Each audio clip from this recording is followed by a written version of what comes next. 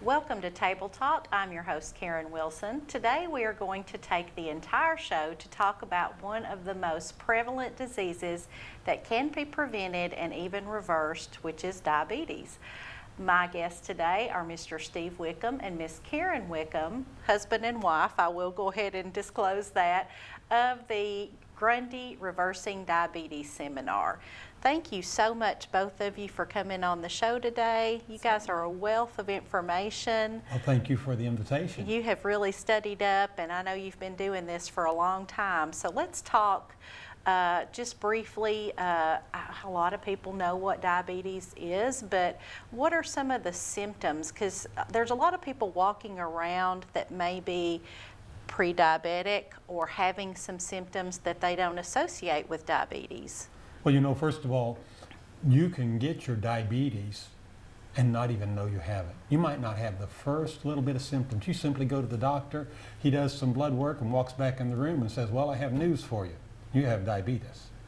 And that's a little unnerving. But actually, you know, that individual will have already been working on getting diabetes for an average of 13 and a half years before they ever get the diagnosis. Wow. And that means that there's been damage going on to internal body organ systems and your metabolism for that period of time. By the time somebody receives the diagnosis of diabetes, usually they have 50% or less pancreatic function. So you might not have any symptoms. Another thing might be increased thirst or increased urination. That was mine. I could go to work in the morning and have to go to the bathroom and pee every 30 minutes, and I would go a bladder full, a lot, right, every 30 minutes for 2 or 3 hours, and you know, bells went off in my head. I said, something's going on here. Right. So I never got to the place where I had full-blown diabetes, but I was pre-diabetic. Elevated postprandial sugars and a lot of the symptoms. Which means after meal, when the sugar's elevated. Postprandials after meals. Okay, so after the meal, then your sugar's gonna probably shoot up because it's trying to process what you've eaten. Right, that's which right. is why a lot of people get sleepy after a meal, because that sugar is up and they're ready for a nap. Now, the most reliable blood sugar is your fasting blood sugar. So when a person wakes up the very first thing in the morning, what they need to do is check their blood sugar before they have anything to eat. That is what will be the most determinant of whether they have diabetes or not. If it's above 126 2 times, they have diabetes. Wow. Or if any time they check their blood sugar, regardless of what time of day it is or whether they've eaten or not, anytime they check that blood sugar, if it's above 199, they have diabetes. So you mentioned your average person walking around, they may not be overweight, they may just look like a normal weight and doesn't look like any predisposition in their background, but so they might have increased thirst, frequent urination. Is there anything else we need to watch for? Blurred vision is one. You know, those are the primary. The primary things. Being tired. Okay. So a lot of, and sometimes we associate those things with just aging, but I guess it's always good to go to the doctor and get your blood drawn and see, am I just tired because I've not been sleeping well, or is it something associated with being diabetic? Yes.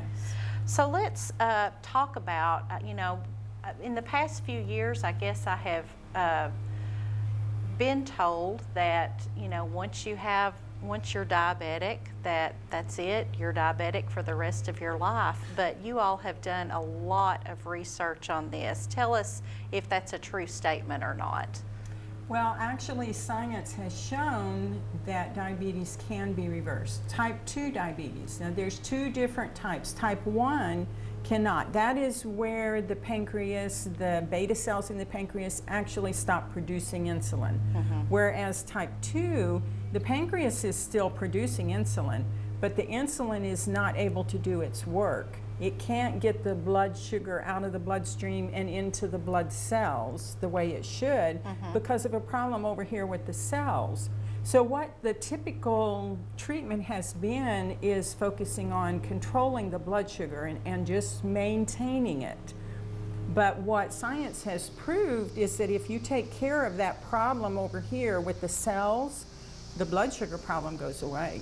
Okay, okay. It's a lot like this. Let's say, for instance, you develop severe abdominal pain, and you go to your doctor and say, "Doctor, my tummy's really hurting. Can you work me up and see what's going on?" He says, "Sure." And so they do a blood draw, and then they send you across the street to get a CT scan.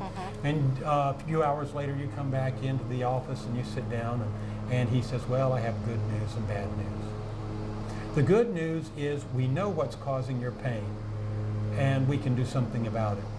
The bad news is you have a large abdominal tumor. Now, here's your prescription for some pain medicine. You take this to the pharmacy and get it filled, and I'll see you back in my office in a month."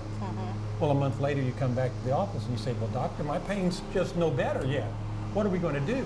And he says, "Oh, no problem. We'll write you a prescription for some stronger pain medicine. Here, take this, get this filled at your pharmacy, and I'll see you back in another month." Well, you get the point. Yes. You know, if he would do something about the tumor, what would happen to the pain? Right, right. Instead of just treating the symptoms, Right. you treat the tumor itself. Right. And that's sort of what we do with the diabetes approach. Diabetes is a lifestyle disease.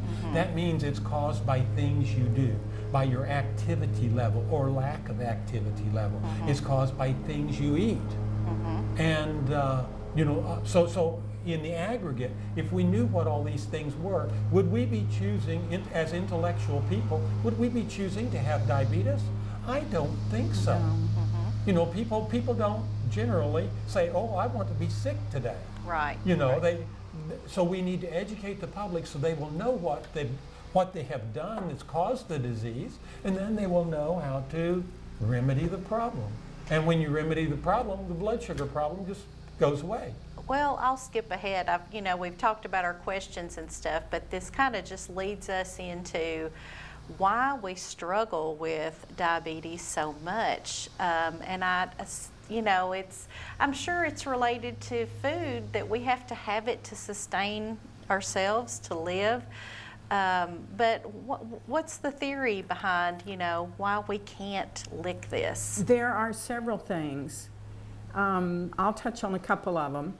One is sugar is as addictive as cocaine. And so when foods are manufactured, when the processed foods are manufactured, the manufacturer puts in sugar and then they sell the product, and it sells really well. So they add a little more sugar and it sells even better. And until they get up to a point where when they add a little more sugar, sales start dropping off. So they go back and they back down, and they say that's their bliss point. That's the point where we have just enough sugar in there that the customers will buy it.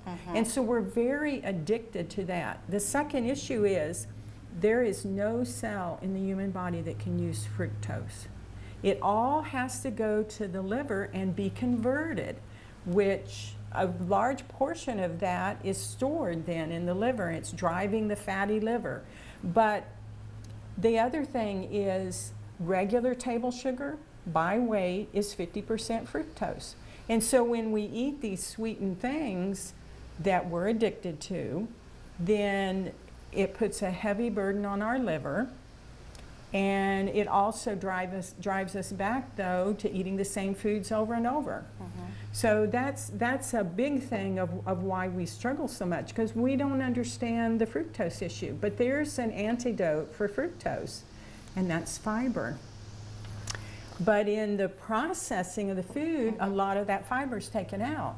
So it's like apple juice. You know, when we eat apples, it's wonderful because it's packaged with the fiber naturally.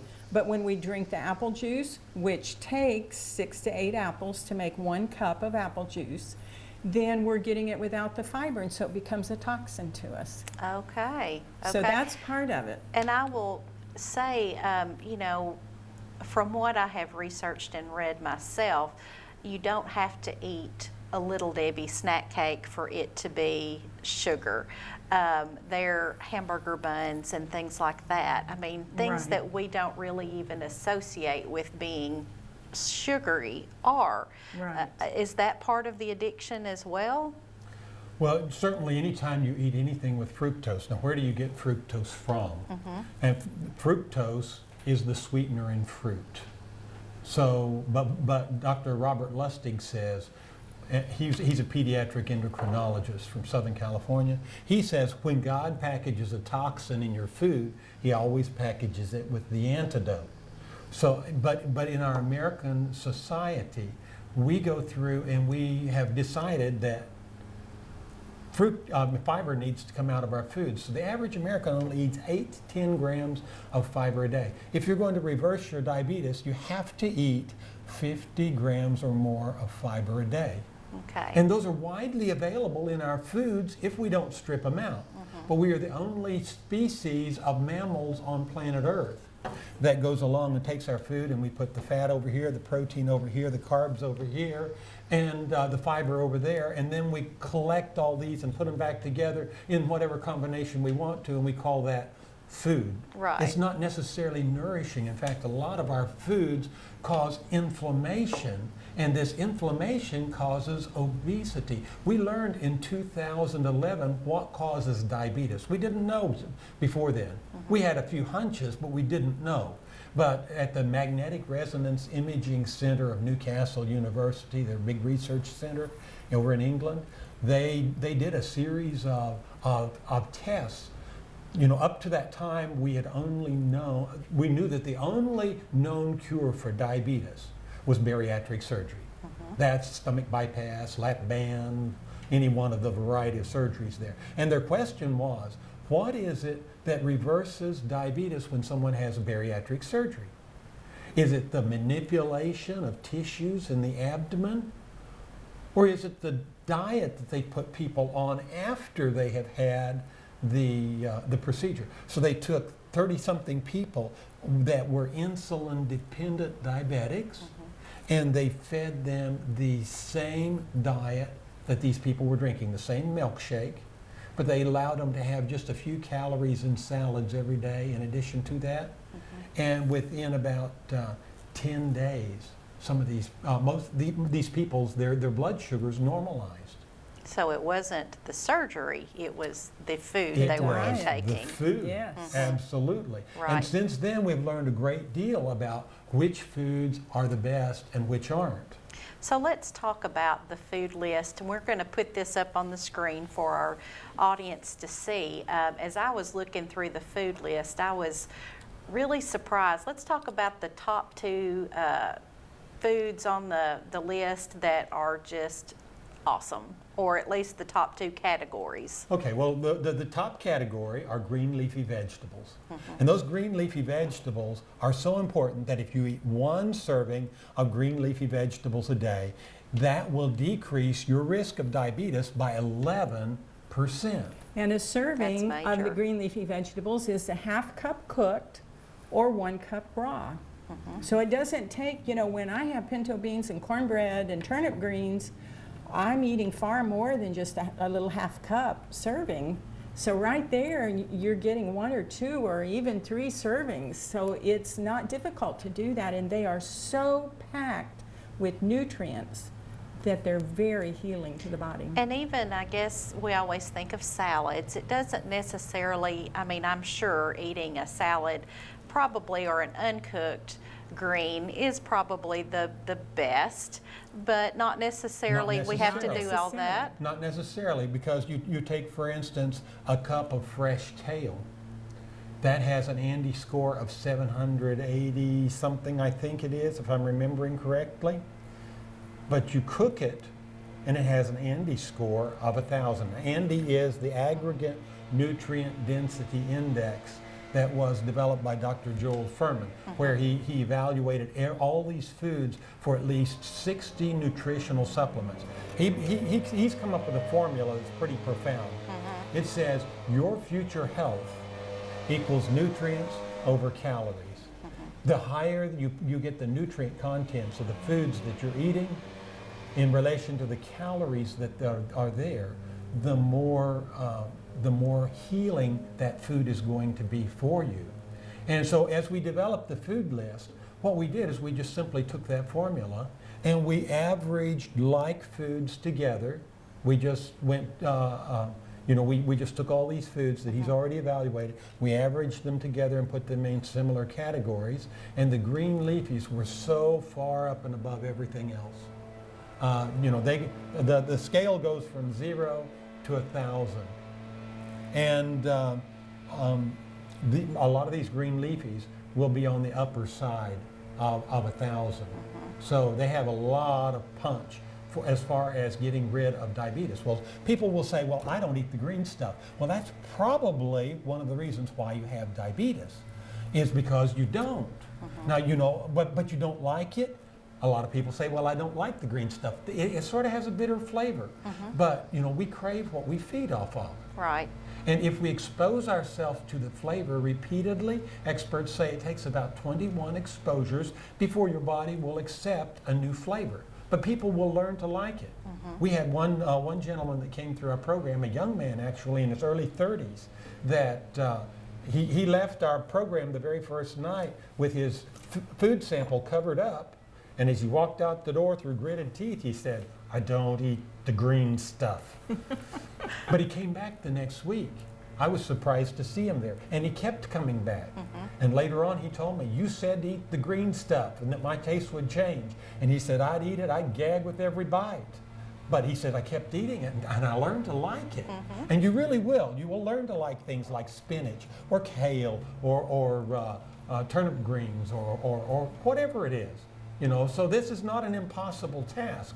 But the good side of this is, you don't have to stick fingers anymore. You feel healthy all the time. You don't feel so tired and lethargic. You don't have the frequent urination. You don't have all those other things that we were already talking about. The eyesight clears. You don't have to take the medications. That's right. Yeah. I mean, that's the payoff. Health. Health. Yeah. Which can be everything. That's right. The second list are the colorful vegetables, the second category there on the list. And so when you take the colorful vegetables and the green leafy vegetables, as Steve says, eat every color of the rainbow every day on a bed of greens. So I noticed on here as I was reading, though, I probably know the answer to this. What if I fry my colorful vegetables? When you process your foods, that reduces the nutrient intake. But you fry at high temperatures, you're doing two things. You're not only cooking the food and therefore reducing the nutrient content of the food itself, but you're adding fat. And fat, it's a rubber nutrient. Sugar is a rubber nutrient. When we take these refined food elements, and we remove the vitamins, the minerals, the nutrients, the fiber, all those things from that food, it still requires vitamins, minerals, and nutrients for your body to break it down and burn it for energy. Let me ask a question, and this was not on our list, but the big hype right now is the air fryers. Are they any better at all, or have you all tried those yourselves?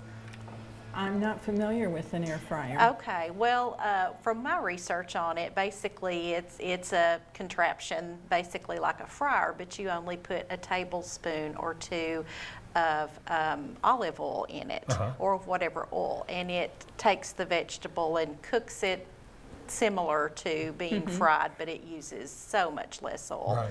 Which is a good thing, because every tablespoon of oil has 120 calories. So that can add up pretty quickly in your fry daddy. That's right. Even with that, regular frying a cup of oil, or if we make like muffins and we put a half a cup of oil, it has over 900 calories in that half a cup of oil. Wow, that's a lot. It is a lot of oil. So yes, if we're only putting 2 tablespoons of oil, is that a better choice? Yes, that's a better choice. Better yet, is to roast the vegetables. They're just delicious when they're roasted. And with that, sometimes if we put just a little sprinkle of olive oil, maybe even a teaspoon of olive oil in a large bowl of the vegetables and stir them well so it coats them, and then bake them. Delicious. Absolutely delicious. Well, I can vouch your taste buds do acclimate. They do. Children, my children have learned they like asparagus really well, and they like Brussels sprouts. But I would not have touched those with a 10-foot pole when I was their age, but it's all what you get them used to, Absolutely. I think. And there's something to be said for getting past feeding your children chicken nuggets and hot dogs, because they're going to acclimate to what you give them. Right. Now, before we leave the topic of these high nutrient foods, an individual should eat at least 6 servings of those 2 categories of high nutrient foods a day. Now that's 6 servings of green leafies and colorful vegetables, or more. You can have more. Right. You can eat until you're full. You don't have to worry about counting calories when you're on this type of program. Because, you know, if you eat the high nutrient foods, the nutrients go to the cells of the body and they nourish the body and help the body to heal. Scientists estimate that 65% of the adults in America today are now eating a nutrient-impoverished diet. And that's one of the reasons why we have so many problems with diseases, not just diabetes, but also things like high blood pressure, irritable bowel syndrome, chronic fatigue, fibromyalgia, etc. ad nauseum. All comes back to what we intake. Yes. Yes. Well, let's talk about the bottom 2 foods on the list, which can be kind of surprising. Karen, why don't you tell us about the very worst thing possibly that you could intake? The very worst thing are diet sodas. And there's several reasons for that. One of them is the brain doesn't get the signal that you're full when you use the diet sodas. And so you have this nice big meal and you're drinking the diet soda. You may have been full when you ate 3/4 of it, but you never get that signal, and so you overeat. The other thing is they're full of chemicals.